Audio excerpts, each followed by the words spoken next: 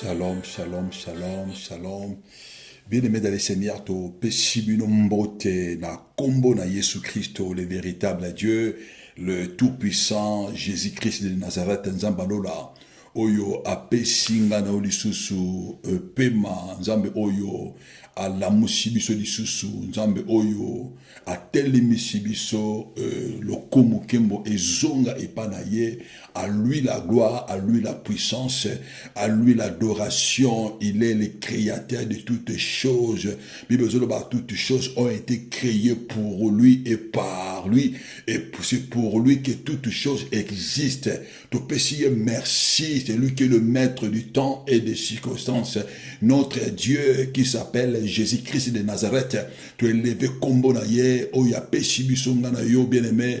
L'issue souffle de vie, Nzambe Azolokomo. Bien-aimé, c'est votre humble serviteur évangéliste. Dieu merci, Nyanga. Bien-aimé, place wap tuyaka na tongo na biso po na kolobela journée na biso po na kopesa ordre soleil et tosa maloba na Nzambe et po na posséder journée na biso. Bien-aimé, nazo pesa mbote et pas il y a les amis de Jésus-Christ dans le monde entier. Nzamalola apambola bino esika nyonso bino boza kolanda biso na mokili na Amérique. Nzamalola apambola bino loboko na yanguya etambwisa bino les amis de Jésus-Christ dans le monde na Asie na Océanie bola Nzambe et accompagner bino Nzambe wana alongisa bino les amis de Jésus-Christ na Europe et place wapi boza kolanda biso Nzambe wana amimonisama Nzambe wana apambola bino loboko Nanguya etambwisa bomo na bino les amis de Jésus-Christ na mokili na Afrique partout bino bozali et bola Nzambe et accompagner bino Nzambe alola amonisama Nzambe wana alongisa bino dans le nom puissant de Jésus. Tozopesa merci bien-aimé na balinga nyonso bandeko oyo nyonso bazali ko encourager biso na ba témoignage na bino ba obaza ko prier pour na biso ba obaza ko prier pour na œuvre oyo Nzambe lola apambola bino bandeko baza ko témoigner et ce que nous subino bozali Nzambe lola apambola bino pour na ba témoignage na bino bozo tinda tous les jours na oyo Nzambe adosala na ba vie na bino loboko Nzambe et accompagner bino bien-aimé to persévérer na prière bien-aimé libondeli efutaka la prière paye bien-aimé parce que la prière c'est notre victoire, la prière avec la foi bien-aimé c'est notre efficacité. Bien-aimé, la Bible dit la victoire qui triomphe le monde, c'est notre foi en Jésus-Christ. Bien-aimé, kolo Yesu apambola bino, bien-aimé, bandeko oyo badako soutenir biso d'une moyen d'une autre financière, bien-aimé, matériellement, Nzambe lola apambola bino, bien-aimé, bo partager, bien-aimé, tango oyo ki maloba na Nzambe, bien-aimé, linga sumuninga na yo yepe abika, bien-aimé, vous partagez ce qui c'est la moyen d'évangélisation, bien-aimé, yo ozali évangéliste, Nzambe abenga yo po okende oteya sango malamu, tango yo ki bien-aimé, et Seigneur yo peut juste au transmettre en haut, Nzambe lola amona bino, Nzambe lola wana akanise la bino, bien-aimé. De ce bela thème na biso oyo to bandaki je crois il y a 2 jours au passé de parler sur comment briser les alliances maléfiques et entrer dans l'alliance divine de Dieu. Mais maintenant briser bien aimé l'alliance maléfique, l'alliance oyo to bimana yango na mabota, l'alliance oyo to wuta na yango sika to wuta, comment muto ko briser l'alliance maléfique pe muto okota na l'alliance oyo Nzambe véritable alliance oyo nkolo apesi biso par Jésus-Christ. Bien-aimé, tolobaki biloko ebele bien-aimé, un chrétien bien-aimé aza mutu oyo azo tambola na victoire. Bien-aimé, toko continuer de souffrir na ba vie na biso aussi longtemps nous avons Jésus, aussi longtemps Jésus-Christ est mort pour nous, aussi longtemps Jésus-Christ a donné sa vie pour nous. Tolobaki les ténèbres et qu'on règne sur na ba vie na biso te. Bien-aimé, tango yo oye et pas à Jésus, tango pesi vie na yo et pas à Jésus. Bien-aimé, esengeli yo omona loboko na Nzambe. Et sengeli yo otambola na Jésus-Christ. Bible avec Jésus nous ferons des exploits. Mais sengeli te ténèbres et bana ko régner na kati ya vie na yo. Et sengeli te ténèbres et oume na kati ya vie na yo. Et sengeli yo okoma source ya bénédiction. Tango yo okomi mwana na Nzambe. Mais tu deviens une fille d'Abraham. Tu deviens un fils d'Abraham. Ça veut dire bénédiction ya Abraham et papa na yo. Et ça li kolo na yo bien aimé. Yo nde mutoko bénir ribato. Tango yo okomi mwana na Nzambe bien aimé. Et si yo okomi source ya bénédiction. Obandi ko zo bato na se ozo tombo na bango. Tant yo okomi mona na Nzambe bien-aimé, et sengeli yo ozala la lumière, et si ka lumière zeli bien-aimé, tu éclaires le monde bien-aimé. Tokoki toko bana ko vivre au contraire. Oyo makomi na Nzambe ezo bana biso. Bien-aimé 2026, et sengeli yo omona loboko na Nzambe. 2026 bien-aimé, et sengeli ténèbres bien-aimé elongwa mosika bien-aimé. C'est pourquoi Bible la parole de Dieu bien-aimé est faite pour nous instruire, pour nous corriger, parce qu'il y a beaucoup de gens, mon peuple est péri parce qu'il lui manque la connaissance. Vivre dans la souffrance, parce que connaissance est exacte, connaissance manque, il y a information, manque, il y a instruction, bien aimé. Et c'est yo ozanani qui est-tu bien-aimé? Il y a un la signe les alliances. Les alliances, comment on peut briser l'alliance? On peut bimana l'alliance, oyoto bimana yango, l'alliance oyo condamné biso. Bien-aimé, to tangi maloba na Nzambe. Na Genèse chapitre 22, verset 2. Tosi maloba na Nzambe. Dieu dit à Abraham, prends ton fils, ton unique, celui que tu aimes, Isaac, va-t'en au pays de Morija, et là, offre-le à holocauste sur une autel que je te dirai. Bien aimé, tozomona awa maloba na Nzambe, Nzambe azoyebisa Abraham, le Dieu de Tout-Puissant, azoloba na Abraham, alobina ye, prends ton fils, ton unique que tu aimes, Isaac. Alobi kende na ye na pays ya Morija, na montagne. Alobi offri yengai, offri yenga na holocauste. Esika oyo ngai Nzambe na koloba na yo. Bien aimé, tozo parler sur les alliances. Sous thème na biso lelo ezali le sacrifice des alliances.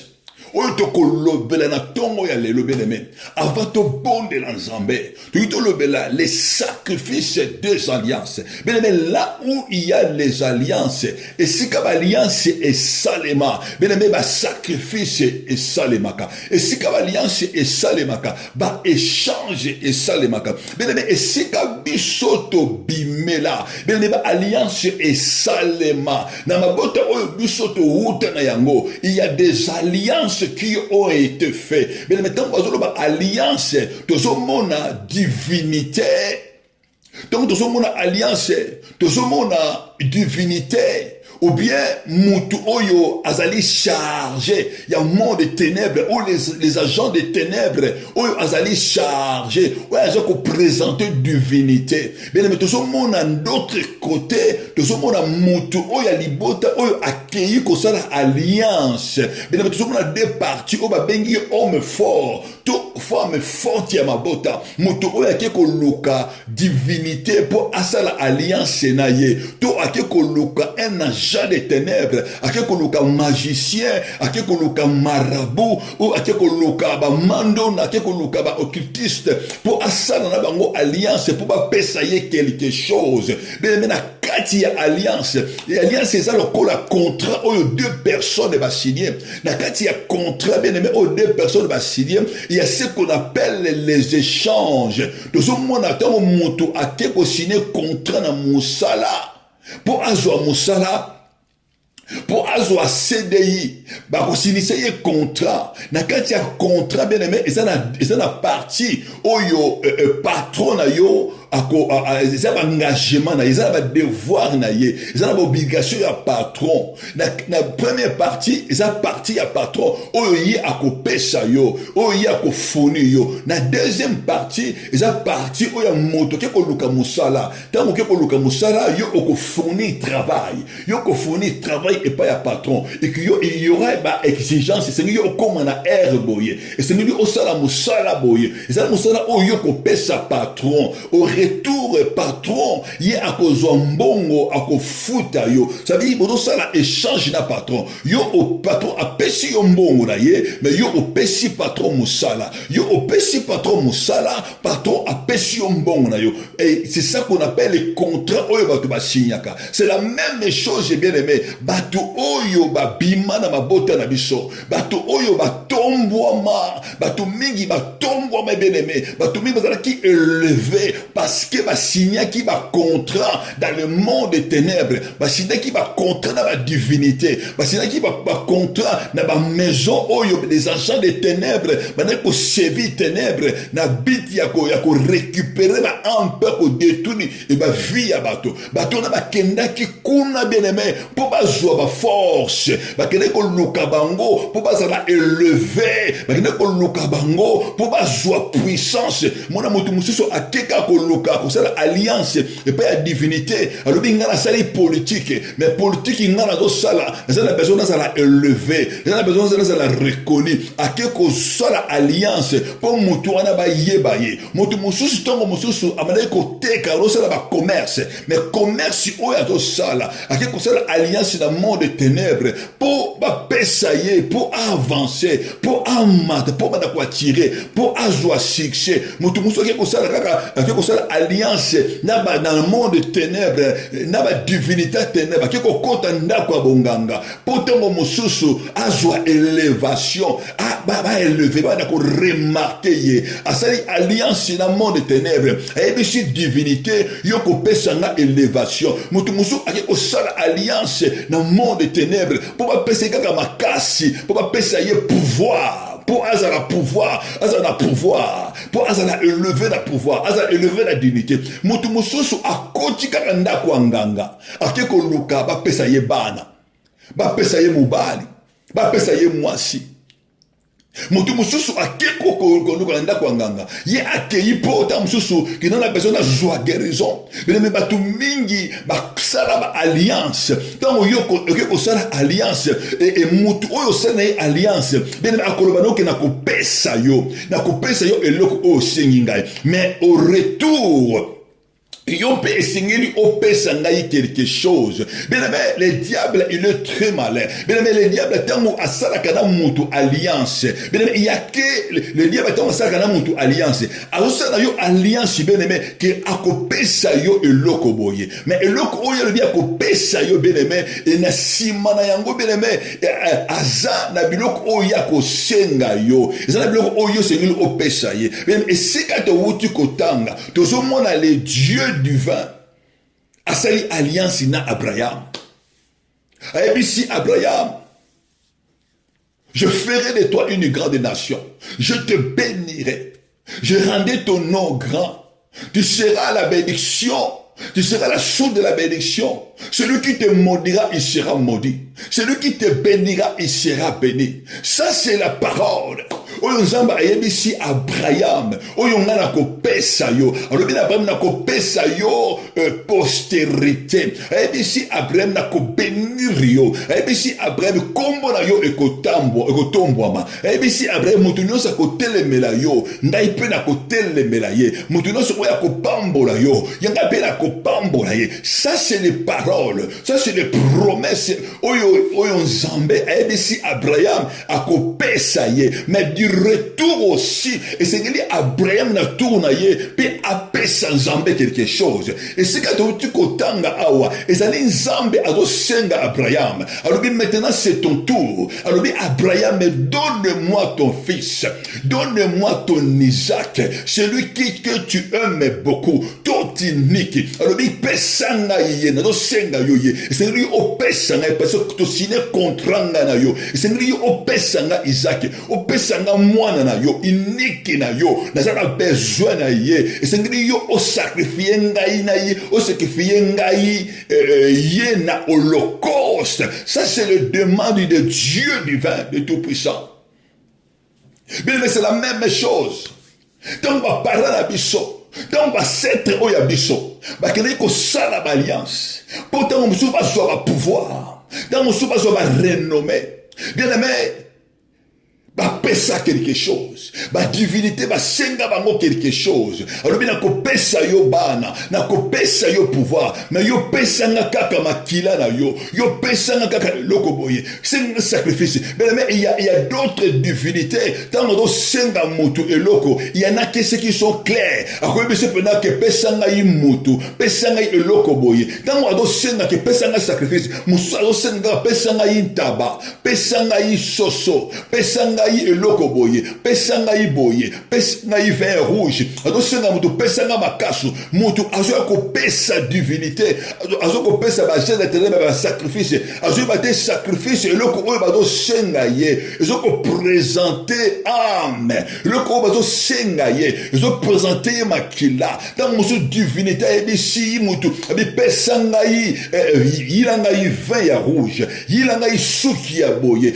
yila ngai sous-vêtement, yilanga elamba ya boye. Tant ado senga mutu biloko wana, ado senga ye lignée na ye, ado senga ye makila na ye, ado senga ye descendant na ye, sans que mutu tant mutu so a comprendre eloko nini oyo bado senga ye, batu mingi ba miyeba te ba mikaba, ba mitika fia na bango, ba tika ba teka ba descendant na bango, ba livre ba descendant na bango, pour na pouvoir, ba tika ba descendant na bango, pour na ba succès.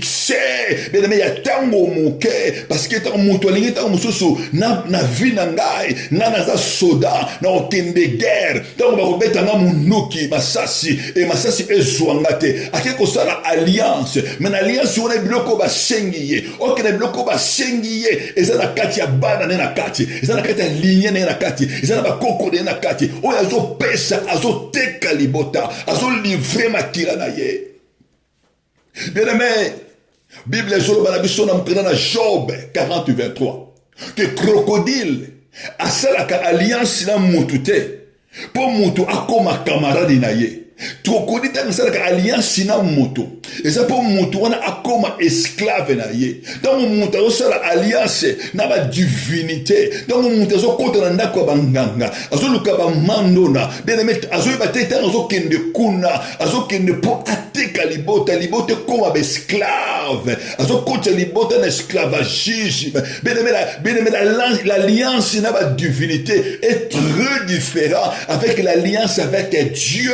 Le Dieu d'Abraham, c'était Dieu d'amour, c'était Dieu de paix, il est le tout-puissant, il est le véritable Dieu. Mais alliance oyo ba koko na biso ba sala, alliance oyo ba koko na biso ba contracta, oyo ba vande la bien-aimé, et ça alliance oyo et même et teka biso, et ça alliance oyo et longo et dépouilla biso, et ça alliance oyo et longo la biso bien-aimé, tout ce qui est de la bénédiction, bien et kaba biso. Bien aimé, la divinité ou les divinités, les gens des ténèbres, bah c'est qu'on a mutu alliance pour bango ba perdre. Dans ado sala alliance na mutu.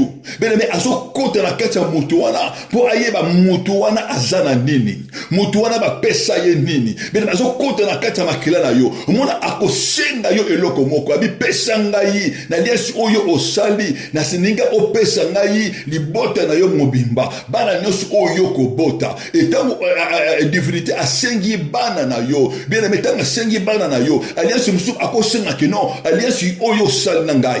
Na zaka na bezo oko o sacrifier ngai bana na yo tu ya basi destiné na bango esengeli yo opesa ngai yango alliance musumu tako sala bako senga ye pesa ngai ka bana mibali bien alliance o ta musumu tako sala bako senga ye ke pesa ngai mayele ya bato omona na libota wana bien batu batanga kate batu basapena mayele te alliance mususu oyo enema ko sala na yo alobi na ko peso pouvoir yo komata yo bakoyeba yo mais esengeli yo opesa ngai ba force opesa ngai élévation ya bato opesa ngai succès ya bato donc divinité azo senga eloko wana azo kota na kati ayebi ke na libota oyo soki na sengi bana basi parce que bana basi azo mona étoile azo mona ba capacité bien bato mingi babima na mabota vie na bango bien beza sacrifier soki basengi bana mibali soki ba sacrifier bana mibali bien au moins les bottes il y a des avortements précoces mutu soki azwi zemi soki zemi wana eza ya mwana mobali wana esengeli akufa esengeli azala sacrifier ba avortement mingi oyo bato baza nango et c'est dû bien aimé au sacrifice oyo bato babima na yango soki eza mwana mobali wana fo azala avorter soki aza avorter te soki abotami ndenge wana okomona mwana mobali wana vie na ye kozala combattu parce que d'autre côté il y a une alliance il y a une sacrifice oyo eza ko réclamer mwana wana soki mwana wana aza mwana mwasi bien omona ta mususu soki moto azwi jeme omona ba avortement ezosalema mona jeme ezolongwa omona jeme ezolongwa omona ba jeme ezolongwa ya bana basi bien tozomona ba famille mususu omona ils ont des difficultés à voir même des filles mais il y a des avortements au Salema parce que d'autre côté il y a eu des sacrifices bato mususu bakosenga bango bena bakapasité na bango basengi bango ba étoile bipesa nga étoile ya ngana kopesa yo pouvoir mais pesa nga étoile ya bato ono so bakobima bato wana bakobima bien aimé bakobénéficier te na bénédiction mona bénédiction na bango no surtout bien aimé et bateka yango bazwa yango et pas ya divinité to pesa yo eloko boye mais ye azo yiba yango quelque part bien aimé un jour les hommes ont prié pour la ndeko moko ndeko na lobi na ngai papa c'est un bon garçon bien aimé mais alobi vie na ngai zo marcher bien te abi nazo sambela alobi na ngai nazo prier je cherche Dieu mais ma vie ne marche pas bien vie na ngai abi nazo bala te nasala bezo simba te nazo sala musala mbongo zo mona na te bien aimé tanga zo loba na ngai mais Dieu me dit quelque chose. Albina mena butu na ngai bandoto na lotaka na sa esika ya bien na sa na alota bandoto mabete bandoto zo lota keza na ba mikonzi asana ba omoko répéter. Bien aimé, dans zoloba na ngai du coup le Saint-Esprit commençait à me parler. Saint-Esprit le bana ngai na ngai tuna ye na libota na ye. Nani asala politique. Nabina tuni ye frère yebisanga na libota na yo nani asala politique abina nga oui na libota na ngai ba para na ngai basala ki ba politicien nabisi ye bien aimé problème zo luka passion zo luka voilà ce que Dieu m'a dit.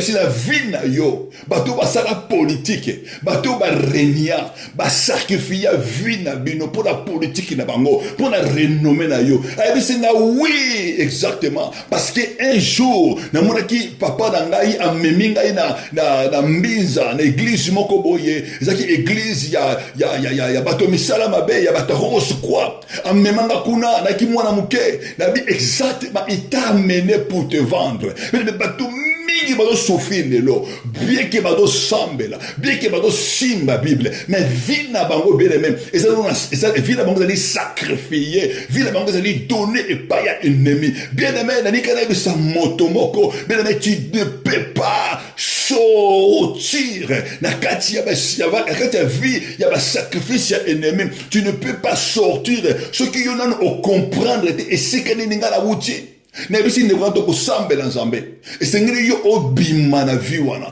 vie na yo koza jamais sacrifice était parce que il y a quelqu'un qui s'appelle Jésus il t'a donné la vie quelqu'un qui s'appelle Jésus il s'est sacrifié il s'est livré pour toi bien aimé to bondeli pour ndeko wana ezala bato mingi ndelo bien aimé bazo ko souffrir bazo vivre vie à misère parce que ba descendant na bango ba teka bango au monde na kati ya libota au monde mususu koko zalaki un grand commerçant Koko asomba ba camion. Koko asala succès. Mais succès oya sala parce que a teka lignée mobimba. Parce que a sacrifié lignée. Bambongo na yesoma ki ba camion. Bambongo na yesoma ki mapango.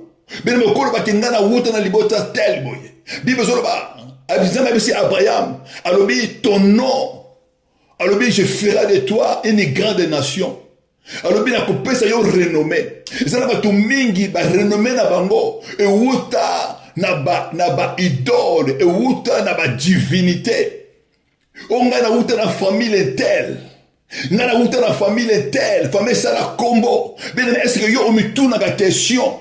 Famille oye sala combo. Et ça la combo na alliance nini. Et ça la combo na sacrifice nini. Bien moto so ba famille wana lelo. Autant mususu ba sali ba famille ba sala combo. Ngana za mwana intel. Ngana za mwana chef intel. Ngana za mwana général intel. Ngana za mwana ministre intel. Bien mena suka na yango. Tongo ba botu wana ba kufaka. Souffrance pe malédiction. Et kiti li kolo ya bana. Bana ba zo souffrir. Bien aimé, je vous dis la vérité. Parce que dans la ministère de délivrance, on sait ce qu'on voit. Bato mingi bato souffrir lelo. Vina bango si ba kaba. Vina bango si ba utiliza. Mais ce qui mutu auke koluka divinité. Ce qui mutu ke koluka banganga. Ce qui mutu ke koluka succès. Vous avez besoin succès nganga pesa yo. Ben nganga akokoto na divination pour ayeba yo ozanani. Ayebi ke soka ndimi asala alliance na yo parce que ayebi ke il y a des choses où il y a à récupérer. Ayebi ke il y a des choses où il y a à sacrifier et qu'on a pour avantage na ye. Et ça n'a pas tout mingi ba kenape pa banganga. Ake koluka ba divinité. Ake koluka ba marabu pour amata. Mais nganga abenga niye. Alors ah oui kokota te. Parce que nganga tanga tali mutu wana, il y a trois choses. Tango atalié, amota muso mutu asa elembola ye. Asa mutu moko, il ne peut pas rentrer si kanga nazali. La deuxième des choses, nganga soka tali yo, amoni ki no mutu oyo.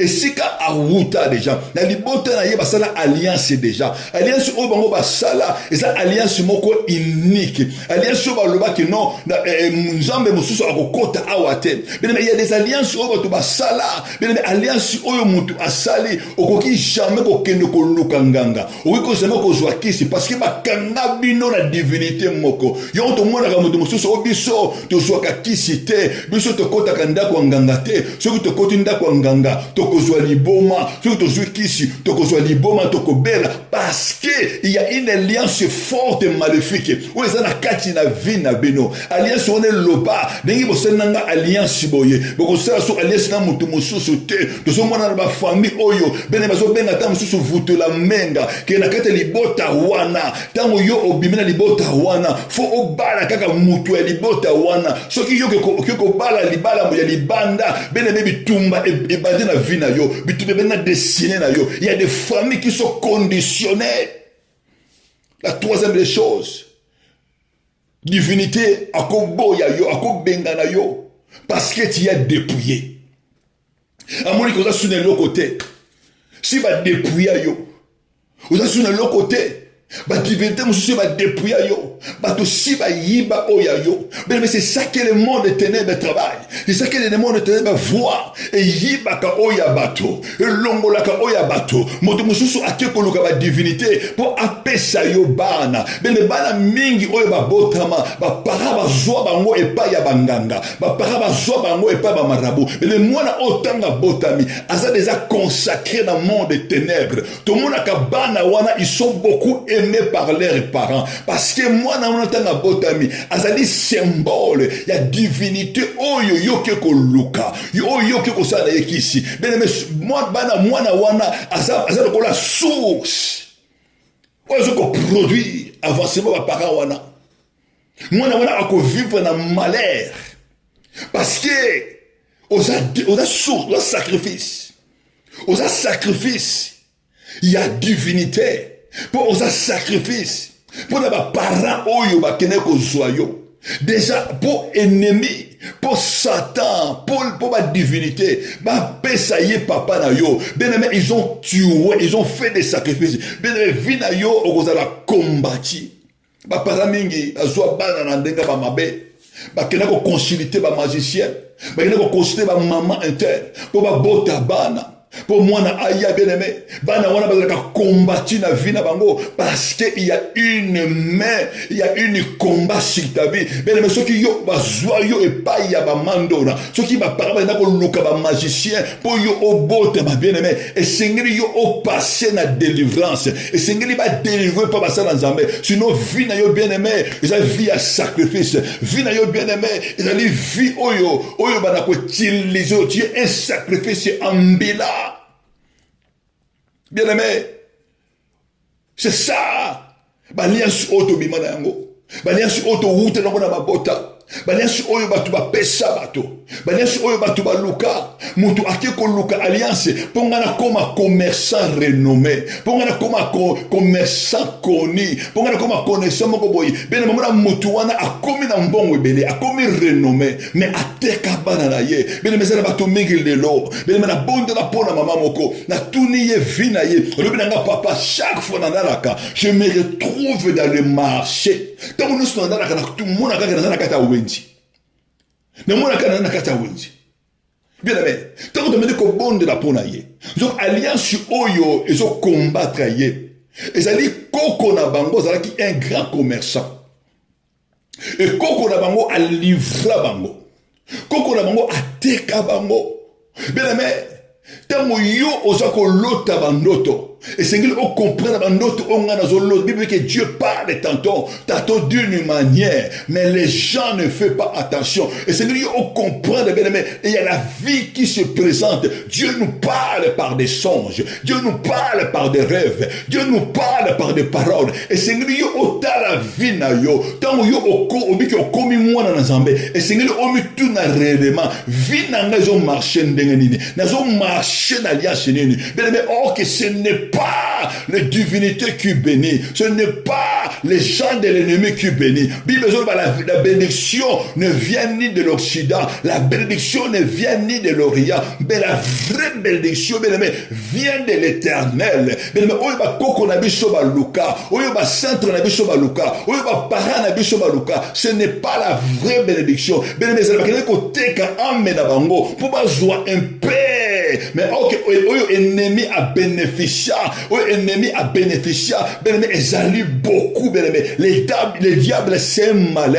Les diables, c'est menteur. Les diables, c'est risé. Tant que mon toit ko lukaye, a relevant yo vérité té. A ko bi sote ke si ka yo oye, on va la détruire. Diable a relevant ne mona té. Diable a ko tali so ba besoin na yo. Bien aimé, Bible obi, Jésus-Christ, il a jeûné pendant 40 jours.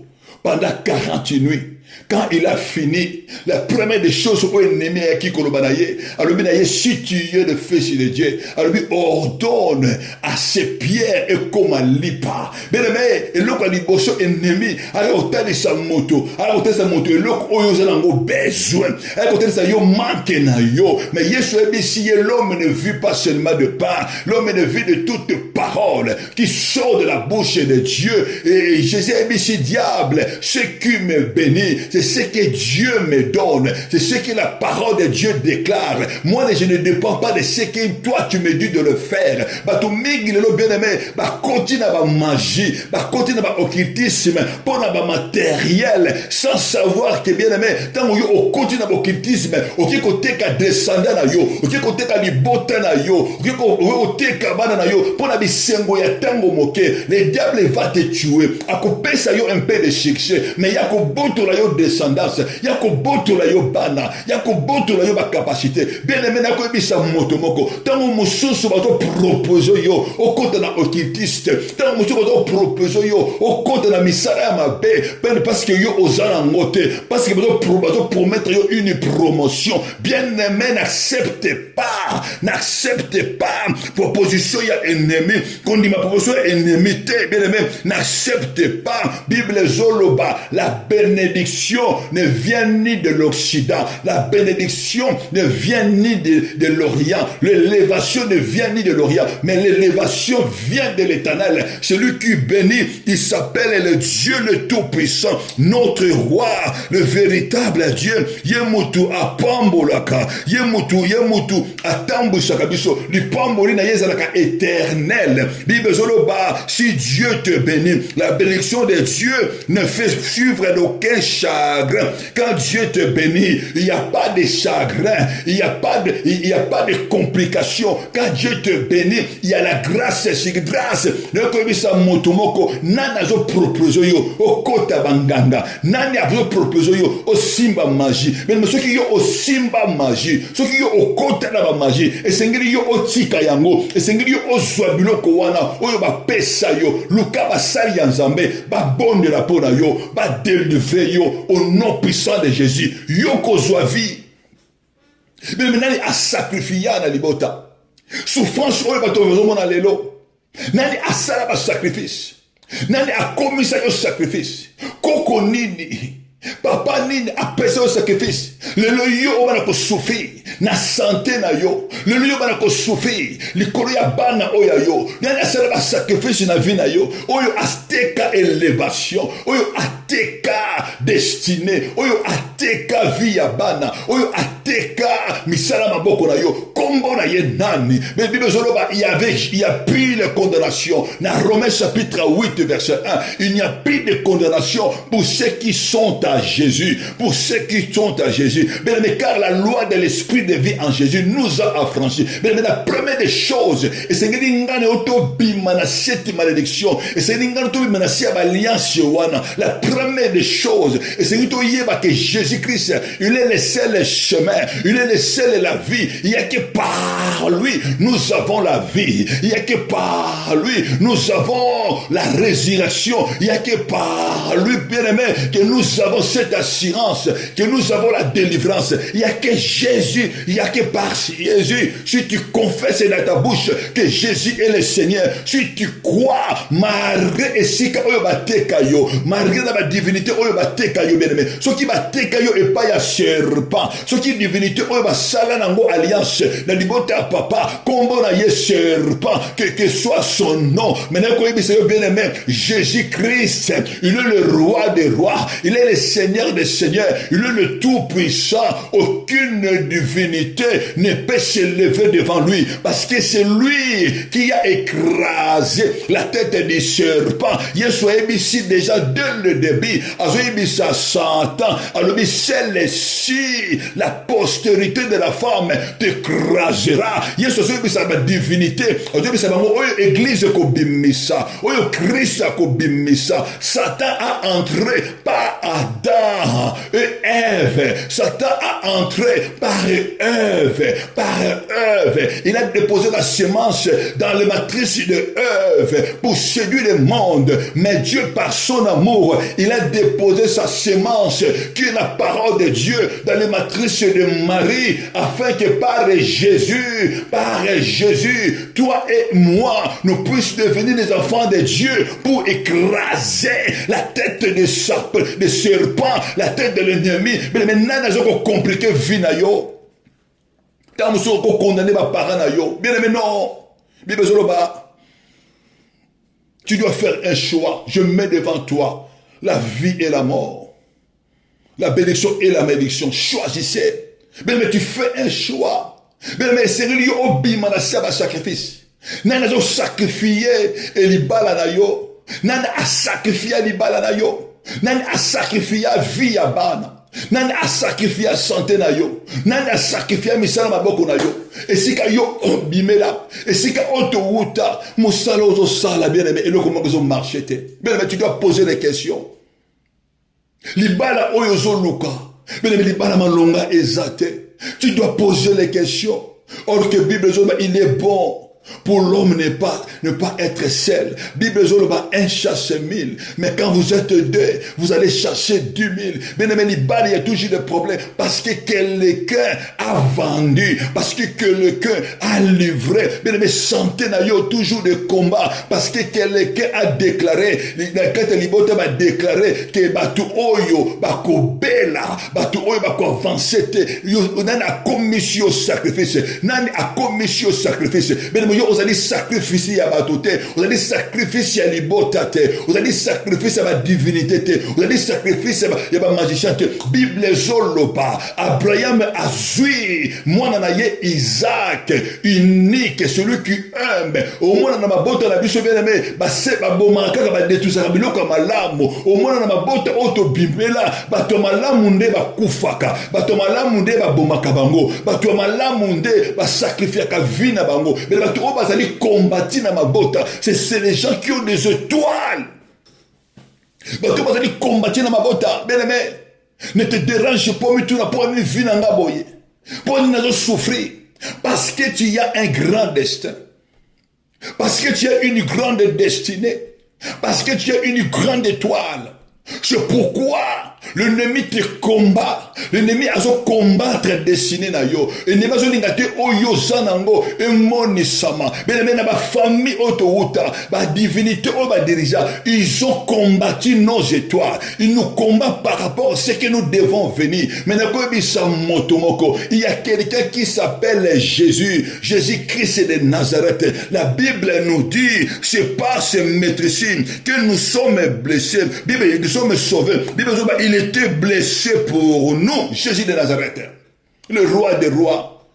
Bien aimé, Abraham a joué moi nanaye, a kenaye tina montagne pour sacrifier.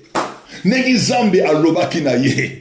N'exambe a pesa qui est et c'est au sacrifier moi nanayo. Mais bien Abraham tango a commis la montagne pour sacrifier moi nanaye. Il y avait une voix ange yebisi Abraham, n'avance pas ta main sur l'enfant, n'avance pas ta main sur l'enfant, ne fais pas le mal sur ton enfant. Voici, il y a un agneau qui était destiné.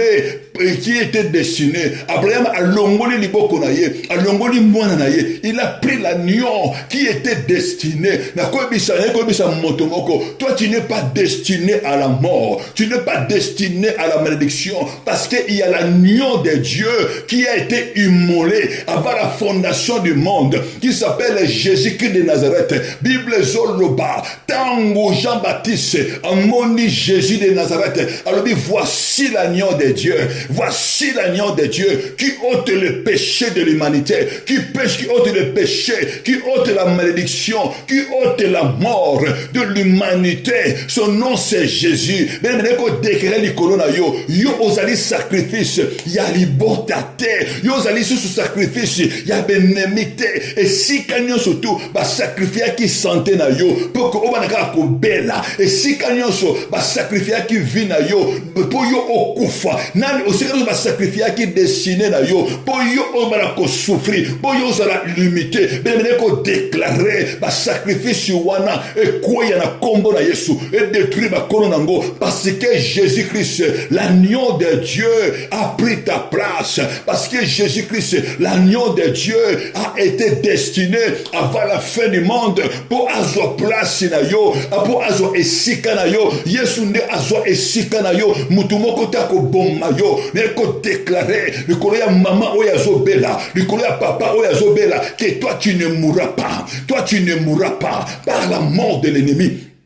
Par la mort des divinités, par la mort des autels, par la mort des sacrifices maléfiques, il faut déclarer, le colloque à jeune moko, le colloque à papa oyo, oyo a esprit familial, oyo a esprit à serpent, oyo a divinité à crocodile, oyo a sirène des eaux, baso tourmenté vina yo, au nom puissant de Jésus, reçois ta délivrance, parce qu'il y a quelqu'un qui s'appelle Jésus. La Bible me dit, mais il était blessé pour pour nos péchés, il était brisé pour nos iniquités. Akufa qui pour la iniquité na yo. Bible que c'est par ce maîtrisile, nous sommes sauvés. Le châtiment qui nous donne la paix est tombé sur Jésus. C'est Jésus qui a pris ta place. C'est Jésus qui a pris ta malédiction, bien-aimé. Et si ka oyo bate kakayo, tango Yesu aye, et si ka oyo libota ete kakiyo na malédiction, po yo simba kambongo te, po yo tambula na malédiction, et si ka libota ete kakiyo, po yo obota te, po yo ozwa libala te,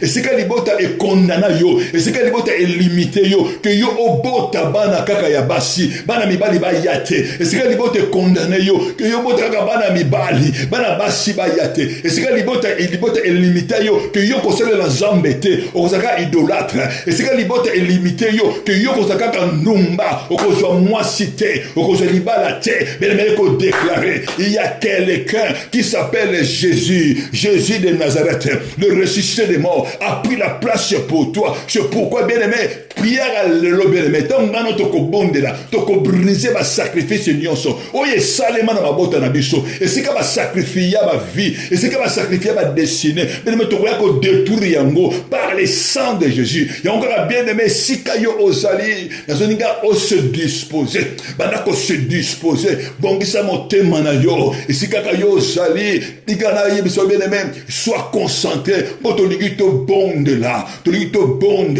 nous sommes à l'autel, nous sommes sur les montagnes, avec le Saint-Esprit, avec Jésus.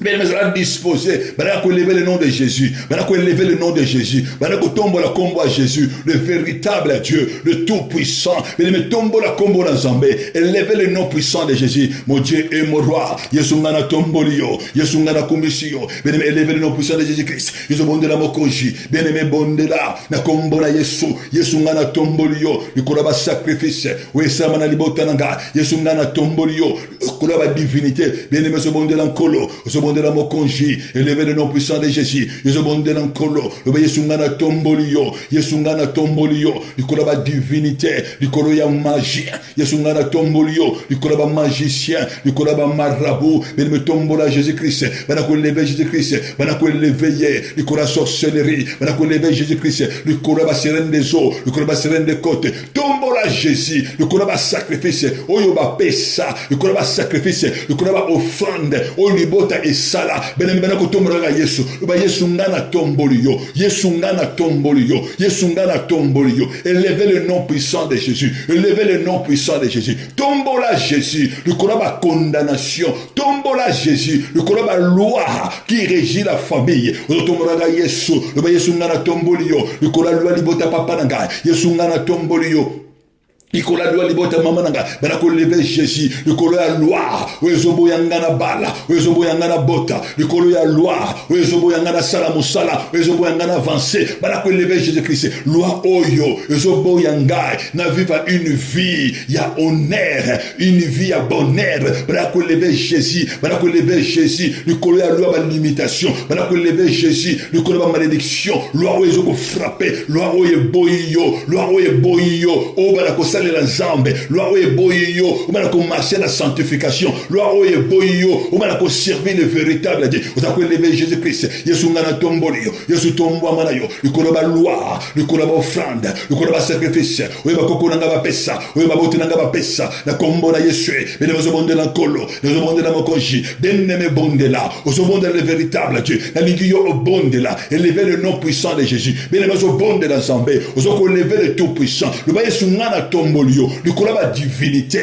Yesu ngana tombolio, le kolaba homme fort, le kolaba femme forte, oye ba sala ba sacrifice, ya libota papa nangai, Jésus-Christ, Bible zoloba, il t'y a été obéissant, tu as reçu le nom, qui est au-dessus de tous les noms, banako tombola Jésus, le kolaba au-dessus des noms, Yesu ngana tombolio, le kolo Yesu, yaba marabo, Yesu ngana tombolio, le kolaba sorcellerie, le kolaba chef et coutumier, la libota oyo ngana uta, Yesu ngana zo tombola yo, le véritable Dieu, Dieu, le Tout-Puissant, Kolotomba Manayo, Zambe Mokote, Azalo Kolayo, au nom puissant de Jésus-Christ. Ben, nous avons élevé Jésus. Tant que nous avons élevé Jésus. Ben, tant que nous avons élevé Jésus. Nous avons la divinité. Nous avons laissé Vinayo. Nous avons laissé Vinayo. Tant que nous avons élevé Jésus. Ben, nous loi na bango zokoya. Tant que nous avons élevé Jésus. Nous avons laissé mère. Nous avons longa le boko na bango. Nous avons longa le boko na bango. Nous avons élevé Jésus. Nous avons tombo la Yesu. Nous avons Yesu ngana tombolio. Quand tu élèves Jésus, quand tu élèves Yesu, Yesu ngana tombolio, na vie nanga, na tombolio Yesu, na destinée nanga, na bataille ya vie nanga, na bataille ya destinée, na combat ya bana nanga, na tombola Jésus, na combat ya journée, mon Dieu et mon roi, na tombolio nkolo, na combat Yesu, na tombolio mokoji, élevez le nom de Jésus-Christ, na tombola le véritable Dieu, bénémozo mon nanga elongo, tombola Jésus, tango yozo tombola Jésus, tango yozo ko lever le véritable Dieu, bazo tikayo, tango tombola Jésus, Yesu ngana tombolio, le kolaba sacrifice, oye salama, oye teka mabota, Yesu ngana tombolio, le kolaba sacrifice, oye salama, oye teka destiné, oye teka destiné, oye teka libota moko, oye teka couple moko, oye teka kobota moko, Yesu ngana tombolio, banako teka, banako tombola Jésus, bénémozo monde nankolo, na kombola Yesu, tombo amando yomokoji, dans le nom puissant de Jésus, bénémozo tombola Jésus, le koria maïkari, le kolaba rose croix, tombola Jésus, tombola Jésus, le kolo, yababal, le kolaba starte, le tombola Yesu. Barako tombola Jésus, barako tombola ye, nani aiba, nani a sacrifia, destiné na yo, bana oya yo, nana sacrifia, makasi na yo, mayele oya yo, nani a sacrifia yango, nani a sacrifia, mon Dieu et mon roi, benemozo bondela, nani a sacrifia, élévation na yo, nani a sacrifia, beauté na yo, nani a sacrifia, fuya matrai na yo, nani a sacrifia, fuya maboko na yo, benemozo bonde na kolo na kombo na Yesu ozobonde na ngai longo au nom puissant de Christ ozobele la moko ozobele la mokonji ozoloba na kolo mawana yo kita na kacha vinanga bene ozobonde na Nzambe le la mawana Nzambe loba na kolo tala libota oyo ngana wuchi bien aimé ozobonde la loba na Nzambe tala libota oyo ngana wuchi libota oyo ya alliance sorcellerie libota oyo ngana wuchi libota ya alliance des eaux libota oyo ngana wuchi libota ya serpa mon Dieu et mon roi mawana yo kita Losenga mawana Nzambe, mon Dieu et mon roi, le banankolo, mawana yekita, likolo ya vinanga, Nzambe libotonga na wuta, yaba chef coutumier, libotonga na wuta, libota, yaba sorcier, là où il y a la sorcellerie reine, la idolâtre reine, et c'est qu'à idolâtre ça pour régner, libotonga na wuti, mon Dieu et mon roi, et ça libota, yaba sirène de côte, bene ozomonde na Nzambe, na sala alliance, ozomonde na nkolo, libota oyo wuta, ozomonde na nkolo, ozomonde na mokonji ozonde la epa na Nzambe ozonde la epa na nkolo ubie loba na kolo mawa na yo kita yo kelanga mawa na ye epa na yo mon Dieu et mon roi benne mozobonde la ozonde la mawa na Nzambe ozonde la Nzambe yo za sacrifice te ozonde la mawa na Nzambe oye liboso na nkolo Bible zoloba on ne dira pitié faux bébé les parents ont mangé les réserves mais ce sont les enfants qui sont engagés l'homme me payera tout temps me payera ce qu'ils l'ont fait aujourd'hui la mawana Nzambe tant que la mawana Nzambe mais Nzambe do séparer yo aujourd'hui la mawana Nzambe ozoko obtenir la grâce per la miséricorde aujourd'hui la mawana Nzambe tant que la mawana Nzambe mais Nzambe azobimisa yo Yesu azobimisa yo le boko mo kezo bimbisa yo tant que la mawana Nzambe na souvent le boko mo kezo bimbisa yo ozobima na kati ya libulu ozobima na kati ya prison tant que la mawana Nzambe ozo obtenir grâce ozo obtenir miséricorde au nom puissant de Jésus, au nom puissant de Jésus, au nom puissant de Jésus. Tant que vous la mawana Nzambe, vous bénéficier na misala ya Jésus sur la croix. Tant que vous la mawana Nzambe, je vois le sang de Jésus qui libère quelqu'un. Je vois le sang de Jésus qui libère quelqu'un. Les chaînes tombent, la chaîne les okoya, la chaîne maladie okoya, il y a la condamnation okoya. Au nom puissant de Jésus, les kaka mawana Nzambe, bien la mawana Nzambe, le banan kolo yokelanga mawa, yokela banana nanga mawa, les lama wanazambe, mais humilie-toi, humilie-toi sous sa main puissante et il te levera, il te levera. Tangozole la mawa wanazambe, tangozole bana Jésus, tangozole bana nkolo, yo kelanga mawa, tangozole sopa motema na yo, na si à ton grâce na ye, je vois un main qui te sépare, qui te sort dans le fer, qui te sort dans les ténèbres. Je vois un main, et je le yo, le colo ya sacrifice, ya ennemi, je le colo ya table ya ennemi, je bimisayo, je bimisayo, dans ma sacrifice magnifique, Singama Oranzambe, je mets la maquila, le sang puissant de Jésus, je mets la maquila, le sang de l'agneau, le sang de Jésus-Christ, et maintenant laver yo, et maintenant sanctifier yo, corps en esprit, je mets la maquila de Jésus, et le sang de Jésus-Christ, et la vengaille, maquila de Jésus Massia, et la venda konangai, et la vebanangai.